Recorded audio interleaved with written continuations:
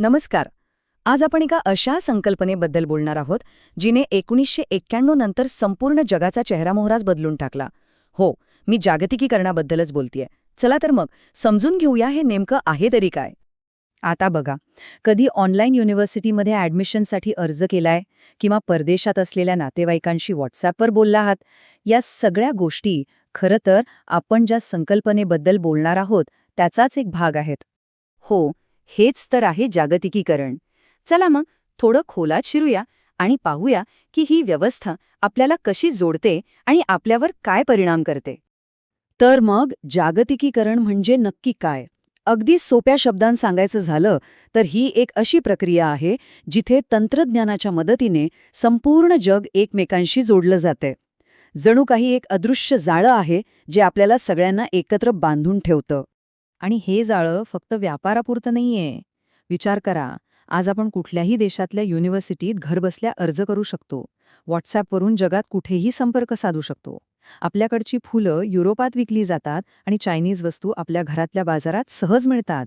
म्हणजेच काय, तर हे बदल आर्थिक, राजकीय, सामाजिक अशा सगळ्याच स्तरांवर एकाच वेळी घडत आहेत.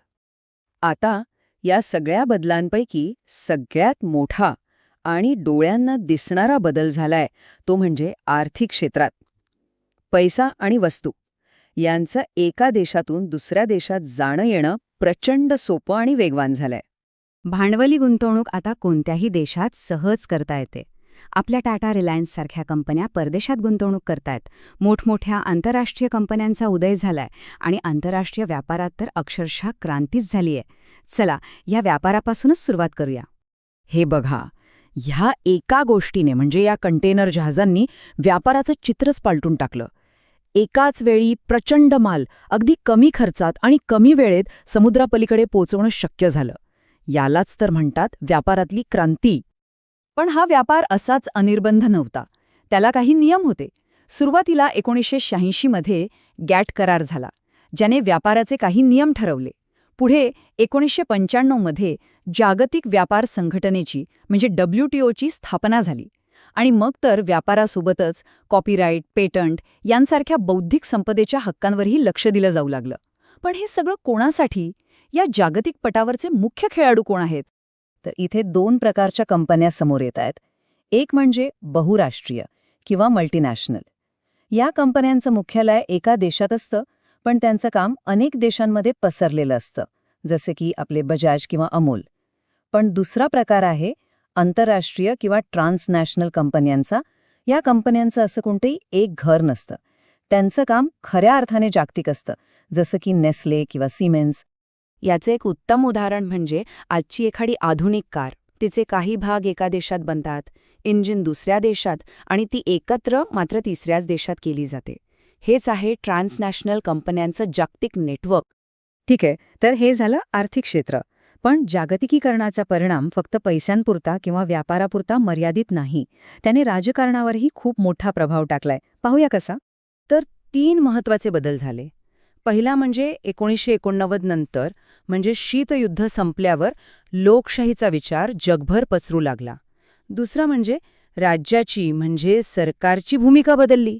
आणि तिसरं म्हणजे देशांव्यतिरिक्त इतर काही घटकही राजकारणात महत्त्वाचे ठरू लागले.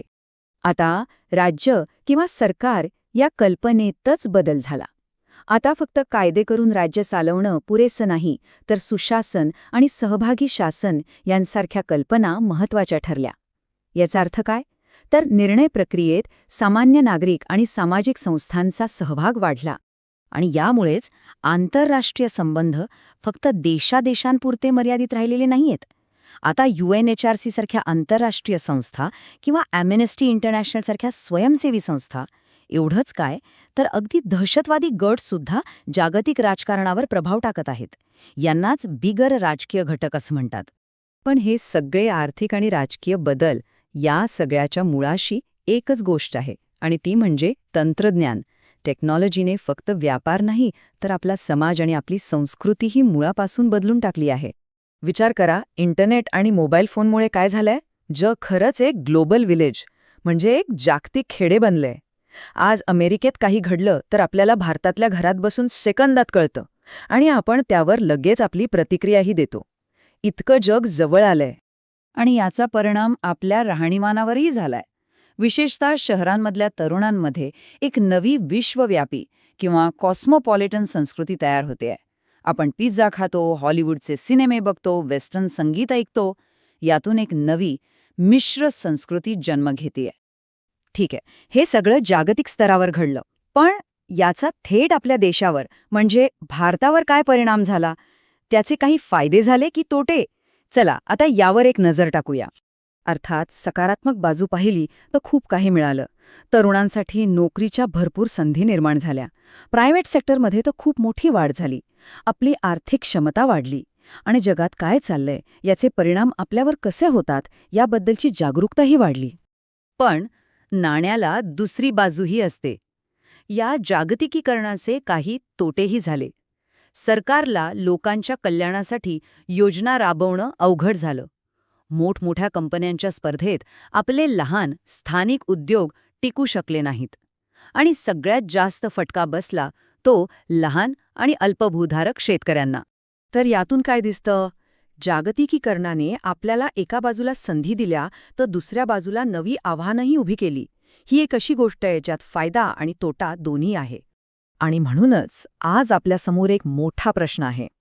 हे जग तर एकमेकांशी जोडलेलं राहणारच आहे, पण या जागतिक प्रगतीचा भाग होताना आपण आपली स्थानिक ओळख आणि आपल्या लोकांचं कल्याण कसं जपायचं, ह्या दोन्हीमध्ये संतुलन कसं साधायचं, हाच आपल्या सगळ्यांपुढचा आजच्या काळातला सर्वात मोठा सवाल आहे.